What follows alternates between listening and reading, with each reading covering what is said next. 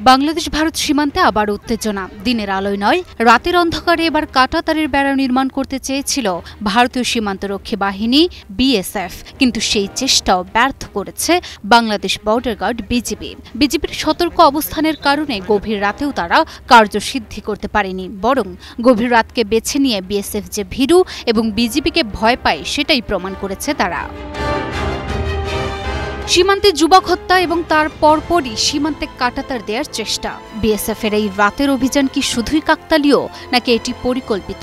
সীমান্তে হত্যাকাণ্ডের পরই কেন এই কাঁটাতারের বেড়া নির্মাণের তৎপরতা? জুলাই বিপ্লবের পর সীমান্তে আন্তর্জাতিক আইন লঙ্ঘন করে বিএসএফের কাঁটাতার স্থাপন নতুন কিছু নয়, তবে বিজিবির সতর্ক অবস্থান এবং পতাকা বৈঠকের মাধ্যমে আগ্রাসন রুখে দেওয়া সম্ভব হয়েছে বহুবার। তবুও কোনো কিছুর তোয়াক্কা করছে না বিএসএফ। এই উত্তেজনার মধ্যেই সীমান্তে শান্তি রক্ষার জন্য উচ্চ পর্যায়ের বৈঠক অনুষ্ঠিত হয়েছে, যেখানে অনেক সিদ্ধান্তও হয়েছে, কিন্তু বর্তমান পরিস্থিতিতে বোঝাই যাচ্ছে বাস্তবে সেই সিদ্ধান্ত অকার্যকর। কারণ বৈঠকের পরও থেমে নেই বিএসএফের গুলি।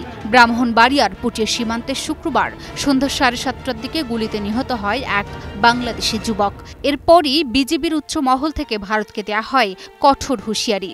বিজিবির হুঁশিয়ারিতেই মূলত ভয় পেয়ে গেছে বিএসএফ।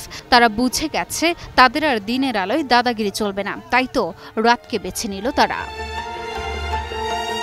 লালমনিরহাটের দহগ্রামের কলোনিপাড়া সীমান্তে শুক্রবার গভীর রাতে শূন্য রেখার 3 থেকে 5 গজের মধ্যে কাঁটাতার বসানোর চেষ্টা করে বিএসএফ। শনিবার সকাল পর্যন্ত প্রায় 500 গজ এলাকা জুড়ে লোহার খুঁটি ও কাঁটাতারের বেড়া স্থাপন করে তারা। তারপরই বিজেপির সতর্ক অবস্থান দেখে কাজ বন্ধ করে তারা। তবে আশ্চর্যের বিষয় হলো, একই দিনে একদিকে সীমান্ত হত্যা, অন্যদিকে কাঁটাতারের বেড়া নির্মাণ। দুই ঘটনার মধ্যে কি কোনো যোগসূত্র আছে? প্রশ্ন কিন্তু থেকেই যায়। এদিকে কিছু না জানিয়ে বিএসএফের আবারও কাঁটাতারের বেড়া নির্মাণের কঠোর প্রতিবাদ জানানোর পাশাপাশি সীমান্তে বিজিবির টহল বৃদ্ধি করা হয়েছে। লুনা আফরোজ, নিপা, নিউজ 24।